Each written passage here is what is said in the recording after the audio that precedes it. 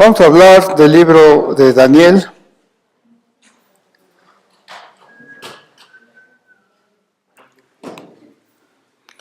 Bueno, el libro de Daniel es también muy parecido, la segunda parte, a lo del libro de Ezequiel. Entonces también ahí hay muchas cosas que son difíciles de interpretar, pero vamos a hablar de ellas. Vamos a empezar viendo el título. De hecho, esta clase la deberían dar ustedes porque ustedes están leyendo el libro de Daniel, el comentario. Ustedes están empapados de esto. Yo ahorita en la mañana le di un repaso y es lo que voy a hablar, pero ustedes, no estaría mal la idea de que pasara uno por uno, a decir cada uno un capítulo. El título, el nombre del título, igual, dado por el personaje principal, Daniel fue uno de los primeros cautivos que llegaron a Babilonia.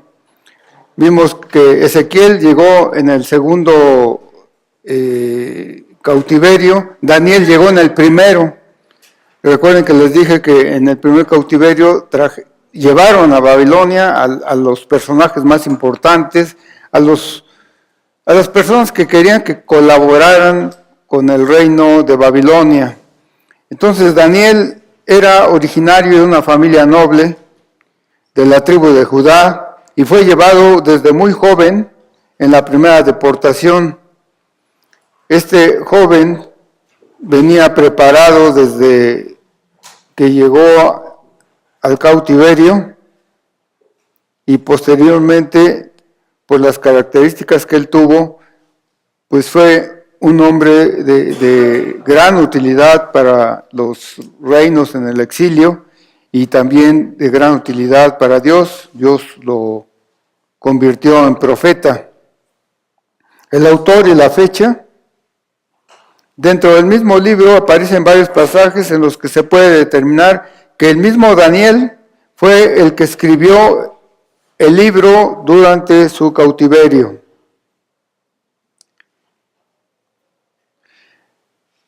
Daniel nunca salió del cautiverio. Aun cuando él pudo ver el primer regreso del pueblo de Israel, él nunca regresó del cautiverio. Hay varios pasajes, por ejemplo el 8:15, el 8:27, el 9:2, el 10:2, bueno, etcétera, donde claramente él dice, yo Daniel, o sea, Daniel es el que está escribiendo. Él fue, como les decía, un personaje distinguido no solamente para su pueblo, sino inclusive para los dos grandes imperios a los que él sirvió, el imperio babilónico y el imperio medo-persa. Él ocupó cargos políticos de gran relevancia precisamente por la capacidad que Dios le había dado a esta persona. Él tenía una gran sabiduría y eso fue considerado por los reyes a los que sirvió. Para Babilonia, principalmente, él estuvo colaborando con Nabucodonosor y con Belsasar. Y para el imperio medo-persa, él estuvo trabajando para Ciro y para Darío. Todos estos fueron grandes emperadores de estos grandes imperios. Ahora, Daniel fue contemporáneo de otros profetas de su tiempo, entre ellos Jeremías y Ezequiel, como ya lo vimos, Jeremías profetizando en la ciudad de Jerusalén cuando estaba siendo sitiada, cuando fue conquistada, cuando fue destruida, y Ezequiel estaba en el cautiverio, pero al mismo tiempo estaba profetizando sobre lo que iba a pasar en Jerusalén y posteriormente lo que ocurrió más adelante. También fue contemporáneo de Esdras y de Zorobabel. Vamos a ver que Daniel vivió muchos años. El escrito del libro se calcula que debe haber sido aproximadamente entre los años 536 a 530 antes de Cristo. El tema del libro de Daniel, la relación que habría entre Israel y los imperios del mundo. Las profecías de Daniel registran los imperios de los hombres que tuvieron un impacto muy importante en la historia de Israel y en la historia universal. Daniel describe en sus profecías la sucesión que tendrían los poderes mundiales, todos los poderes mundiales que surgen y que finalmente también caen. Y dentro de los reinos que habla Daniel, al final habla del último reino, que será el reino de Dios. Daniel menciona desde el imperio de Babilonia, que es el que los había conquistado. Después habla del imperio medo-persa, que derrota al imperio de Babilonia y quedan ellos como los nuevos amos de todas las naciones que habían conquistado los caldeos. Y también habla de cómo fueron liberados los judíos del poder babilónico y se les permitió reconstruir Jerusalén y el templo que habían sido destruidos.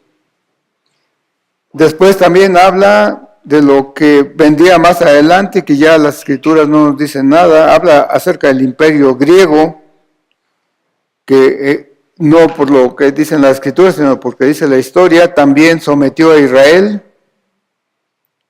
Y finalmente habla del imperio romano, que como nosotros también hablamos en el año 70, teniendo conquistado a Israel, destruyó también la ciudad de Jerusalén, destruyó el templo y desterró a los judíos. Y aunque a muchos se los llevó este imperio a Roma, una gran mayoría quedó diseminada por todo el mundo. En la visión registrada en el capítulo 7 de Daniel, que habla de las bestias, vamos a ver que está hablando simbólicamente de los poderes o de los imperios mundiales de los últimos tiempos. El propósito del libro.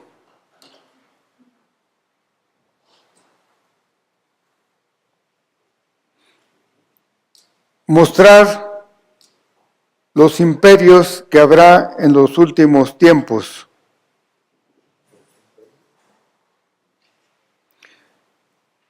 Por el pecado, por la ceguera y por la ambición del hombre, el mundo siempre se ha agitado durante toda su historia. Hemos visto nosotros cómo los imperios se levantan, alcanzan su cumbre y luego caen. Pero cuando los hombres reconozcan su fracaso en querer llevar un gobierno que sea ideal para el ser humano, será entonces cuando Dios se manifestará y establecerá un reino que no tendrá fin. Es de esto de lo que habla el libro de Daniel. El reino eterno de Dios y el Cordero gobernando al mundo desde la Nueva Jerusalén. Un reino que será universal. Un reino que ya no tendrá oponentes porque será el reino de Dios. Hay muchos pasajes que testifican que el gobierno de Cristo será sobre toda la tierra, más allá de los límites que pudiera tener cualquier otro imperio, por muy grande que haya sido. Al establecer el gobierno mundial, Dios cumplirá su propósito de que el hombre debe gobernar sobre la tierra, aunque al primer hombre que creó Dios finalmente se descalificó.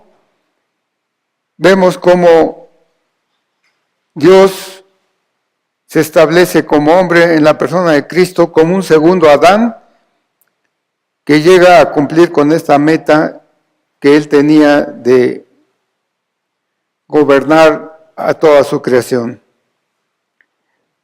Entonces vemos que la profecía muestra que el Hijo del Hombre, es decir, Jesucristo, recibirá al final de los tiempos dominio y gloria y un reino en donde todas las personas, todas las naciones deberán servirle. Con Jesús tomarán el reino los santos del Altísimo, o sea, nosotros, y poseeremos el reino por el siglo y por los siglos, dice ahí en el capítulo 7, en el versículo 18 de este libro de Daniel. Bien, vamos a ver el bosquejo.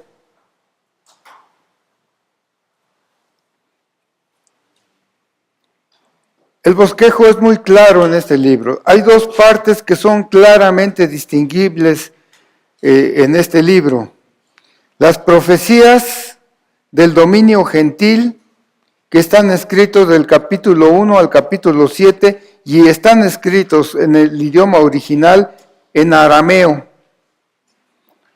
Y de los capítulos 8 al 12, las profecías del destino de Israel, que están escritas en el idioma hebreo.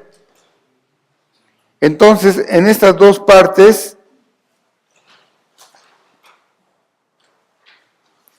está dividido este bosquejo. Capítulo del 1 al 7, profecías del dominio gentil. Capítulo del 8 al 12, profecías del destino de Israel. Entonces vamos a ver la primera parte, que también está subdividida. Primero vamos a hablar en el capítulo 1 de Daniel. En este primer capítulo vemos la historia personal de este hombre llamado Daniel. Como ya lo mencioné al principio, él llegó desde muy joven al exilio, según narran algunos, aunque no tenemos mucho material de donde apoyarnos, que debe haber tenido entre 15 y 17 años cuando fue deportado de Judá hacia Babilonia. Él venía en compañía de 3 amigos suyos, 3 muchachos de su edad, llamados Ananías, Misael y Azarías. Estos muchachos, quizá debido a su linaje real, fueron escogidos para que fueran educados en el palacio del rey y para que posteriormente sirvieran al imperio. En este capítulo se habla de que fueron entregados para su custodia al jefe de los eunucos. Esto nos hace suponer que estos 4 muchachos, al llegar a Babilonia, fueron convertidos en eunucos. Nosotros vemos durante el desarrollo de todo este libro la vida de Daniel y en ningún momento se menciona que Daniel se haya casado.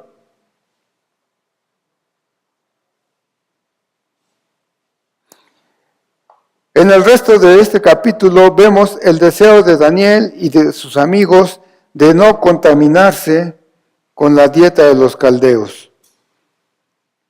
Y cómo finalmente son prosperados en las enseñanzas que tenían, de tal forma que en el versículo 20 vemos que fueron hallados delante del rey, dice, como 10 veces mejores que los demás magos y astrólogos que había en el reino.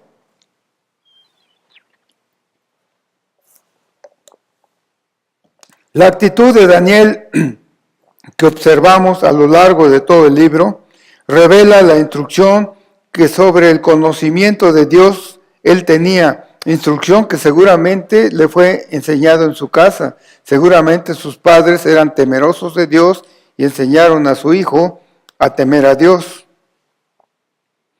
La segunda división de la primera parte del bosquejo habla acerca de Nabucodonosor, del capítulo 2 al 4.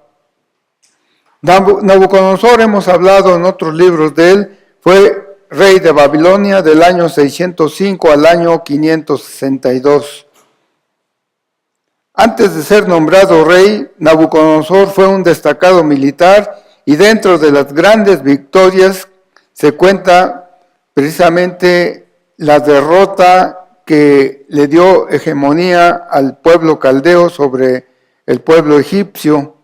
Esa batalla que se llevó a cabo en Megiddo y donde derrotó al faraón egipcio Necao y donde también murió el rey Josías de Judá. Desde luego, otro de los grandes victorias militares que hizo Nabucodonosor fue la conquista de la ciudad de Jerusalén. Cuando él era militar, cuando él andaba en los campos de batalla, el rey era su padre Nabopolassar. Pero vemos que a partir del capítulo 2 ya se menciona a Nabucodonosor, que tenía apenas 2 años de ser rey, cuando sucede aquel acontecimiento que iba a ser el instrumento que Dios utiliza para dar a conocer la sabiduría de Daniel. Nabucodonosor tiene un sueño. Tiene un sueño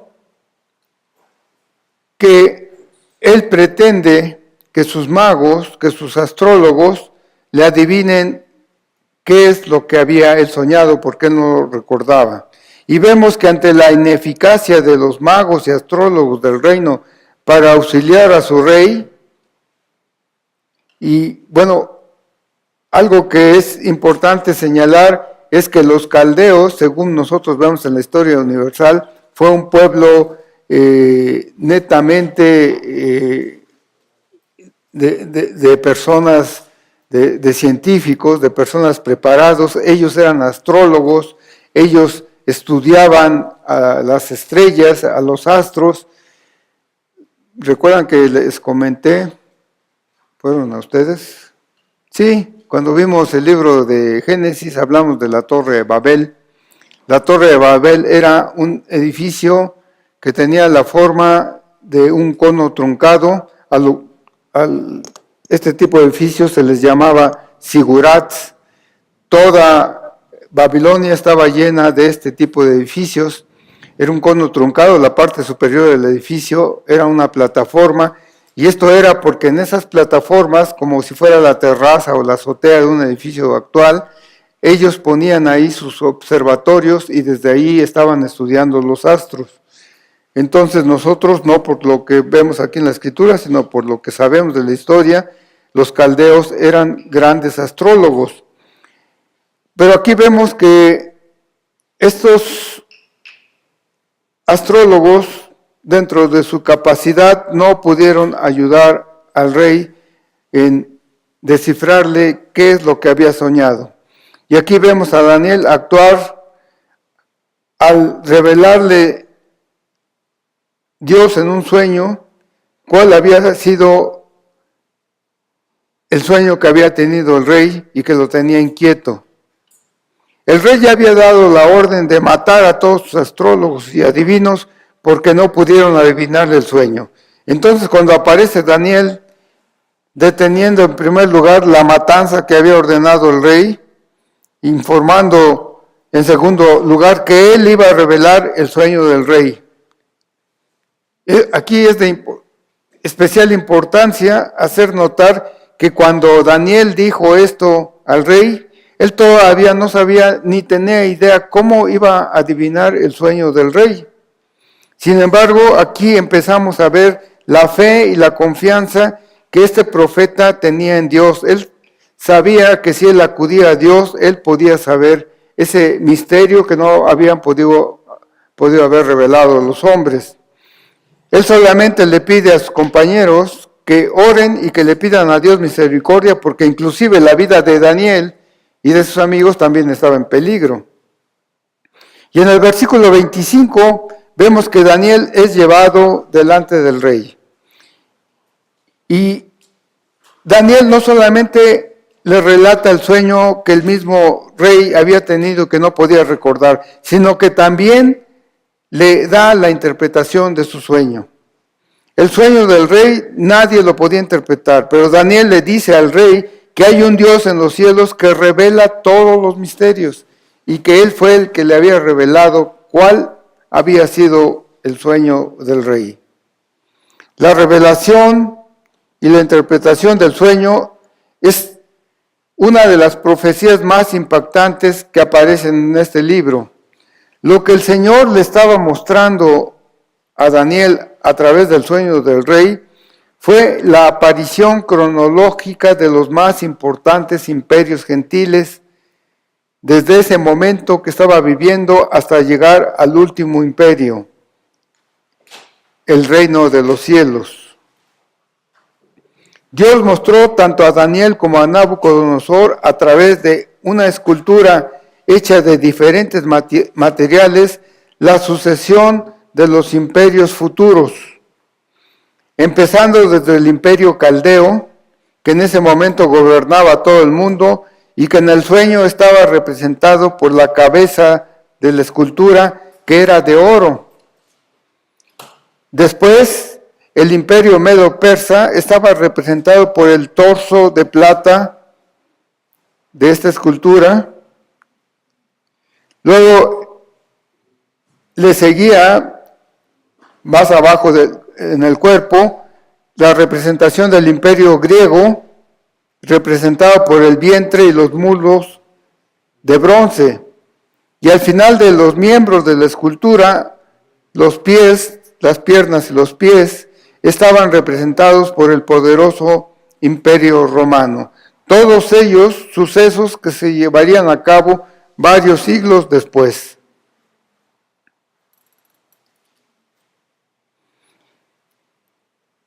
En el versículo 44 del capítulo 2 dice: y en los días de estos reyes, el Dios del cielo levantará un reino que no será jamás destruido. Esta es la clara alusión del reino del Mesías, al reino de los cielos, cuyo dominio final nunca será reemplazado y que tiene un futuro eterno. En el capítulo 3 se narra la historia de otra escultura. Y esta ya no era producto de un sueño, sino más bien producto de la arrogancia, de la autoestima que se tenía el rey Nabucodonosor. El rey manda hacer una escultura de oro para que en su carácter de idólatra, todos los habitantes del reino se postraran delante de ella y la adoraran. Obviamente esto no iba con los judíos fieles como eran Daniel y sus tres amigos, Ananías, Misael y Azarías. En este pasaje no se menciona a Daniel.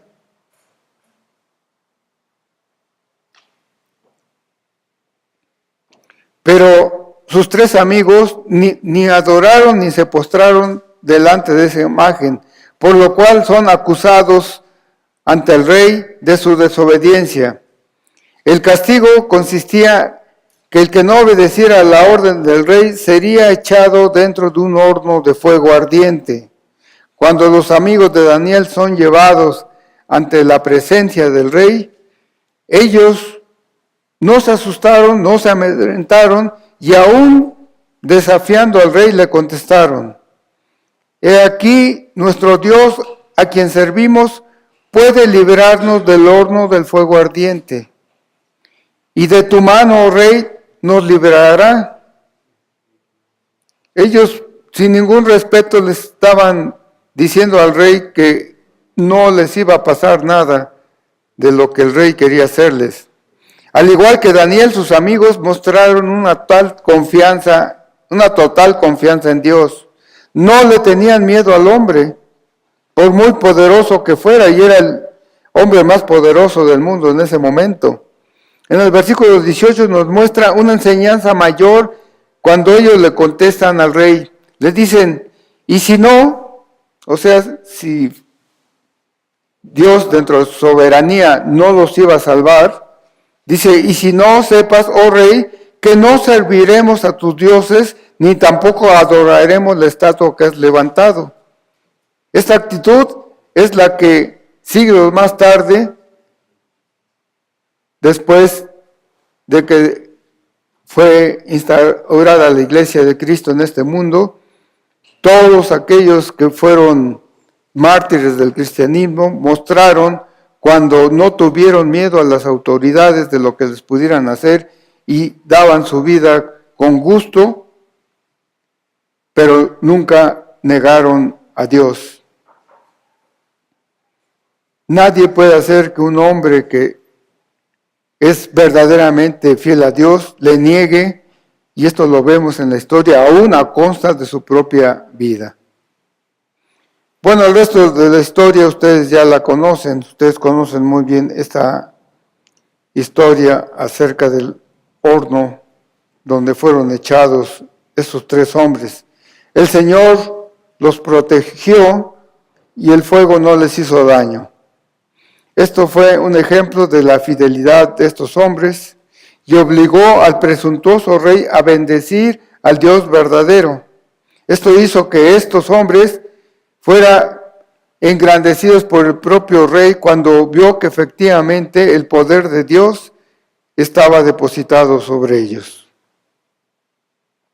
En el capítulo 4, nuevamente Nabucodonosor tiene una visión en un sueño.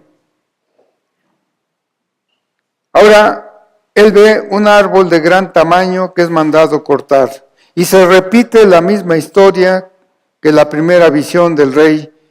Y sus adivinos, los astrólogos, no pueden interpretar el sueño. Y nuevamente el rey ve la sabiduría de Daniel a través de la interpretación que le da el sueño. En esta ocasión, Daniel quedó perturbado por la interpretación que Dios le dio acerca de esto que había soñado este hombre, pues les está mostrando ahí la disciplina que el Todopoderoso enviaba a este presuntuoso rey. El portentoso árbol que el monarca había visto en la visión lo estaba representando a él mismo, y también en la visión aparecía un santo que descendía del cielo y al que se le había dado la orden de que cortara el árbol. Pero en la orden le decían que dejara solo una pequeña parte del árbol para que no muriera el árbol. Pero luego, en una metáfora, en este pasaje, este vegetal de pronto vemos que es personificado y este trozo de árbol empieza a relacionarlo con las bestias del campo. Y añade después que su corazón sería de hombre, cambiándole por un corazón de bestia. Todas estas cosas no son fáciles de entenderla, cómo mezclan distintas ideas, pero todo esto estaba dentro de la profecía de Daniel. La profecía finalmente se cumple poco tiempo después. Un año después de la visión que tuvo el rey, quizá ya hasta él se le había olvidado, dice el pasaje que paseando por su palacio y estando en un momento de autoelogio, fue cuando una voz le llegó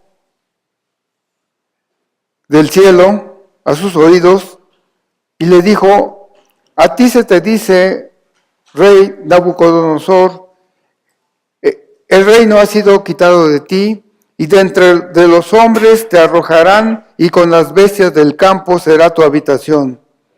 Y como a los bueyes te apacentarán, y 7 tiempos pasarán sobre ti, hasta que reconozcas que el Altísimo tiene el dominio en el reino de los hombres, y lo da a quien él quiere. A partir de ese momento, el rey empezó a actuar, dice Daniel, como un animal, dejándose crecer el pelo y sus uñas y comiendo la hierba del campo. Pero en el versículo 34 dice que al fin le fue devuelta la razón y entonces él reconoció, él bendijo, alabó y glorificó al Altísimo, quien es, dice, el verdadero rey en todas las edades y que tiene el poder para humillar a los que andan con soberbia. Nabucodonosor se dio cuenta que efectivamente el Rey de Reyes es el que tiene la potestad sobre cualquier rey terrenal. La siguiente división de este bosquejo, o de esta primera parte del bosquejo, no está en orden cronológico. Los capítulos 7 y 8 son antes que este capítulo 5 y del capítulo 6. Aquí vamos a hablar en esta división de otro rey caldeo, Belsasar, en el capítulo 5. Este Belsasar era hijo de Nabónido, que era el yerno de Nabucodonosor. Y este Belsasar reinó junto a su padre en el año 556. En el capítulo 5 se narra una fiesta que había organizado Belsasar, y en la cual al parecer se había sobrepasado en el consumo del vino, y estando en el mejor de sus ánimos, manda traer los utensilios del templo del Dios para utilizarlos en la orgía que estaba teniendo en ese momento. Este fue un acto de profanación de las cosas de Dios que le trajo un juicio. En el versículo 5 dice que en medio de la fiesta apareció una mano que empezó a escribir en la pared. A pesar de su borrachera, esto le espantó al rey, y como siempre manda a traer a sus magos para que le descifraran qué es lo que decía ese escrito, pero tampoco pudieron hacerlo porque nuevamente recurren a Daniel, el cual da la interpretación del escrito. Daniel empieza por decirle al rey que él no se había humillado ante el Altísimo. No había sido como su antepasado Nabucodonosor, sino que por el contrario lo había ofendido al profanar los utensilios del templo. Y le recuerda que la vida de todo hombre está en manos del Dios Altísimo y que a ese Dios que tenía en su mano su vida, él le había ofendido. A continuación, le da la interpretación de la Escritura. Dios ponía a partir de ese momento fin a su reinado. Habían sido pesadas sus obras y se había hallado en falta, por lo cual Dios entregaba el reino de Babilonia, que en ese momento lo tenía este rey, al imperio medo-persa. Esa misma noche, Darío, un general de Media, entraba y conquistaba el reino de Babilonia y su rey Belsasar era asesinado. La siguiente división de esta primera parte del bosquejo, otro hombre llamado Darío en el capítulo 6. Este rey ya era un rey persa, ya no estaban los reyes caldeos, y no debe confundirse con el Darío que acabamos de mencionar, que entró y conquistó el trono de Babilonia. Este rey fue posterior a Ciro y a Cambises. Estos reyes hablamos de ellos en los libros de Esdras y Nehemías. En esta historia de este rey, le tocaba ahora a Daniel su turno para ser probado. Como había sido colocado en el gobierno arriba de otros hombres debido a su sabiduría,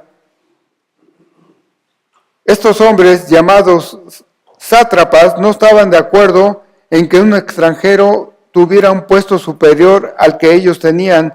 Entonces ellos idearon hacerlo caer de la estima del rey, para lo cual hicieron que se promulgara un decreto a través del cual cualquiera que adorara a otro dios que no fuera el rey, fuera echado a un foso de leones. Obviamente estos sátrapas sabían que Daniel era fiel a su Dios y oraba todos los días públicamente, y todo el mundo se daba cuenta de la adoración que le hacía a sus dioses. Pero la fidelidad de Daniel no podía estar en duda. Y haciendo caso omiso del decreto que había sido firmado por el mismo rey, Daniel siguió adorando al Dios de Israel como siempre lo había hecho. Entonces Daniel es acusado ante el rey, quien se vio obligado a respetar el edicto que había firmado, y aunque él apreciaba a Daniel, consintió en que fuera arrojado al foso de los leones. El rey esperaba que el Dios de Daniel, al quien él servía tan fielmente, pudiera salvarle. Y le dice, antes de que fuera arrojado, el Dios tuyo, al que tú continuamente sirves, Él te libre. Dios nuevamente muestra su gracia con aquellos que le son fieles y cierra la boca de los leones. Y Daniel puede salir ileso de la prueba, mientras que sus acusadores son castigados y son echados al mismo foso sin que a ellos hubiera nadie que los salvara. Entonces el rey escribe otro decreto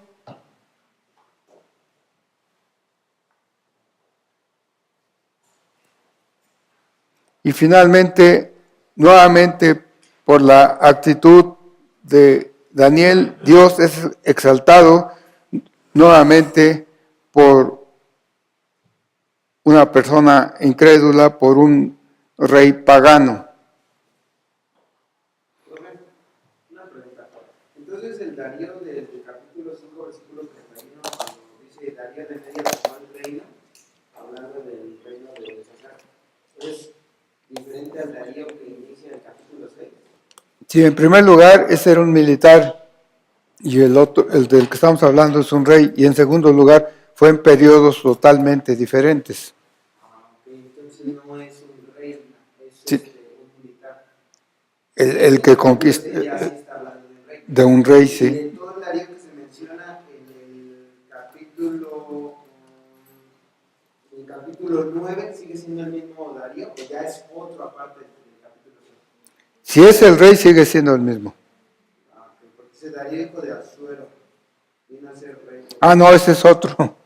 Ese es otro. Sí. Y luego el versículo 10, cuando dice Ciro, rey de Persia, está hablando de Darío, ¿verdad? Pero con un sobrenombre. Ciro.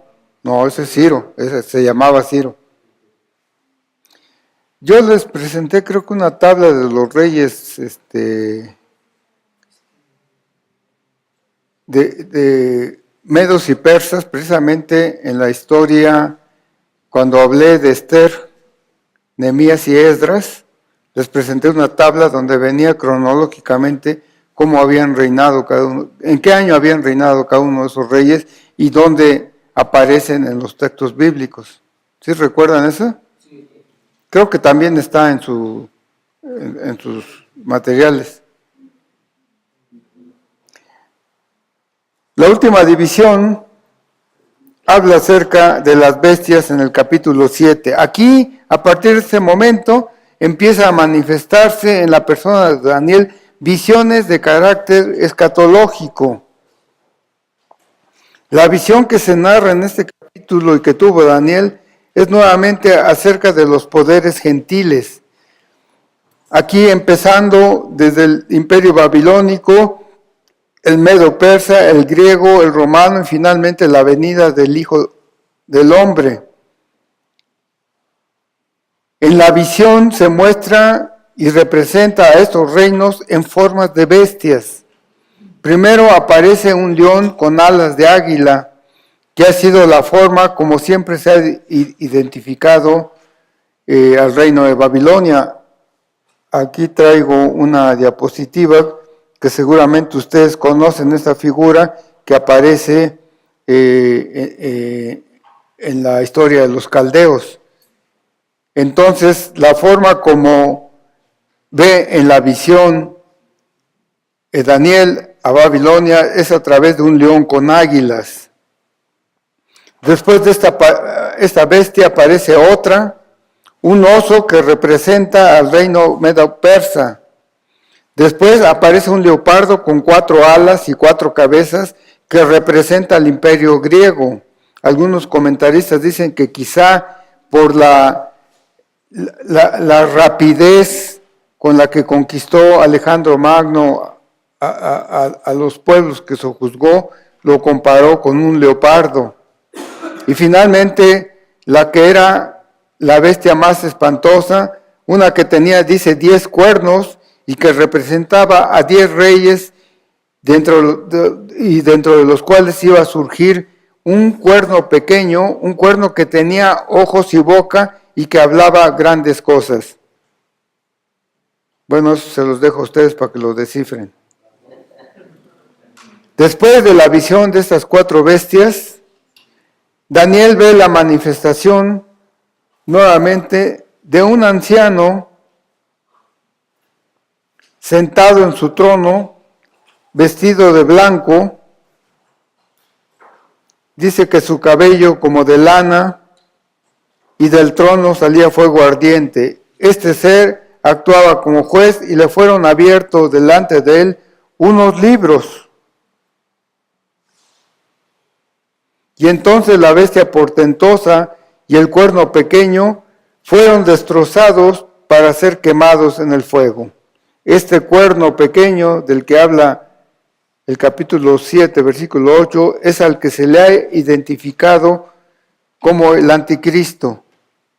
Todo esto viene explicado ahí en el libro de Carballosa.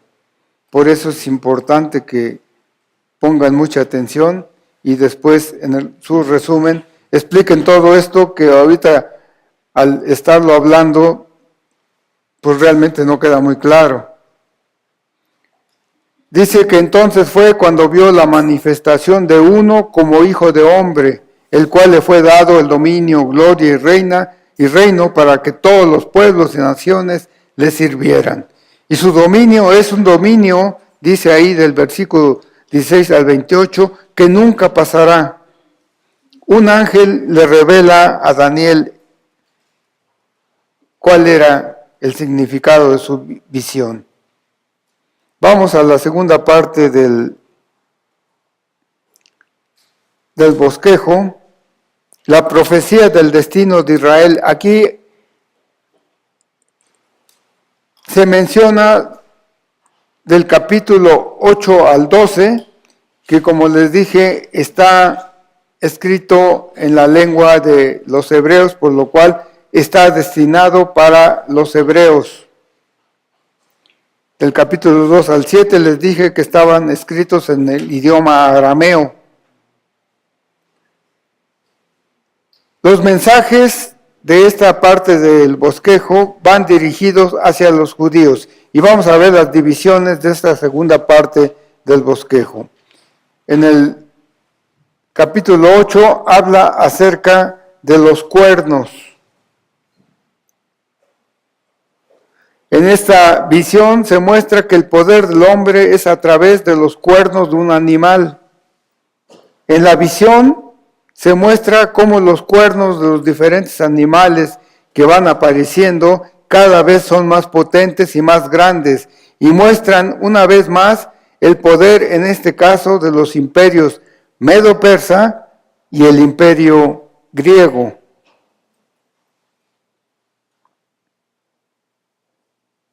Después, en el capítulo 9, nos habla acerca de las 70 semanas. En este capítulo, Daniel muestra su pesar por las condiciones que se encontraba el pueblo de Dios. Él sabía que Dios tarde o temprano le iba a levantar el castigo al pueblo de Judá. Y en el versículo 19 le habla al Señor y le dice: oye, Señor, oh Señor, perdona, presta oído. Señor, hazlo. No tardes, por amor de ti mismo, Dios mío, porque tu nombre es invocado sobre tu ciudad y sobre tu pueblo. Aún estaba orando Daniel cuando le llega la respuesta de parte de Dios y le dice: 70 semanas están determinadas sobre tu pueblo y sobre tu santa ciudad para terminar la prevaricación y poner fin al pecado. Esta profecía no era de un futuro inmediato. Fue una profecía que aún no se ha cumplido y que es dada su final para el tiempo escatológico. La interpretación es muy difícil de explicar en pocas palabras. La interpretación la tienen ahí en el libro de Carballosa. Es una de las mejores interpretaciones que podemos leer acerca de esta profecía. La tercera división, la gloria de Dios en el capítulo 10. Nuevamente en este capítulo Daniel observa en su visión la gloria del Dios Altísimo. Aquí señala las características del ser que se le estaba revelando. La intención de esta visión era la de informarle a Daniel sobre las cosas que iban a ocurrir en un futuro lejano. La cuarta parte de la división de esta segunda parte del bosquejo habla acerca de una bestia en el capítulo 11. Aquí Daniel narra los enfrentamientos que habrían de tener los distintos imperios por la supremacía del poder. Y es importante señalar cómo sigue mostrando el poder del hombre siempre a través de cuernos. Y lo más significativo es la mención que hace de dos cuernos que son pequeños y cuyas historias él las va entrelazando porque hay una diferencia muy significativa en esos dos cuernos. Uno de estos cuernos estaba representando a un hombre muy poderoso que vendría más adelante a blasfemar el nombre de Dios. Esto iba a ser en un futuro inmediato. Pero el otro cuerno, que también era pequeño, sería aquel personaje siniestro del que también habla el libro de Apocalipsis. Concretamente, este cuerno pequeño es el anticristo.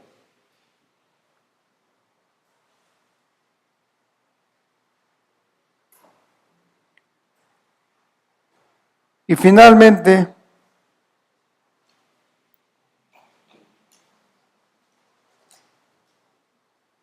bueno, no finalmente, todavía me falta. Viene otra división en el capítulo 11 que habla acerca de la bestia. En este capítulo narra Daniel los enfrentamientos que habían de tener los distintos imperios por la supremacía del poder. Es importante señalar cómo sigue mostrando el poder del hombre nuevamente a través de los cuernos, y lo más significativo es la mención precisamente. Sí, esto es que estoy viendo la gran tribulación es lo que es la última división del bosquejo. Al final del capítulo 11, en el capítulo 12, se narran algunos aspectos de lo que será lo que el Apocalipsis ha llamado la gran tribulación. Aquí se habla mucho de lo mismo que podemos ver en el libro de Apocalipsis. En aquel tiempo se levantará, dice Miguel, el gran príncipe que está de parte de los hijos de tu pueblo, y será tiempo de angustia cual nunca fue desde que hubo gente hasta entonces. Es el primer versículo del capítulo 12. Al final, Daniel habla del destino glorioso que tendría el pueblo de Dios.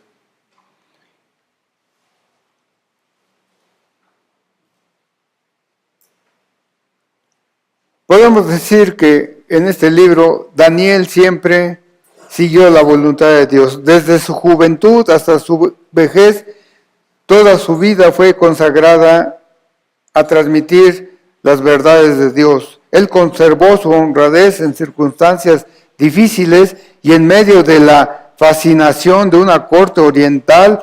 Él fue siempre un hombre que estaba apartado del mal, fue puro, fue justo, confesó el nombre de Dios ante los príncipes idólatras. Él no se atemorizó delante del poder de los hombres, estuvo a punto de ser mártir, de no haber sido por ese milagro que lo preservó de la muerte. Daniel está considerado como uno de los más grandes profetas de Dios. Bien, pues ya se nos acabó el tiempo. Vamos a ver nada más lo que viene en el examen.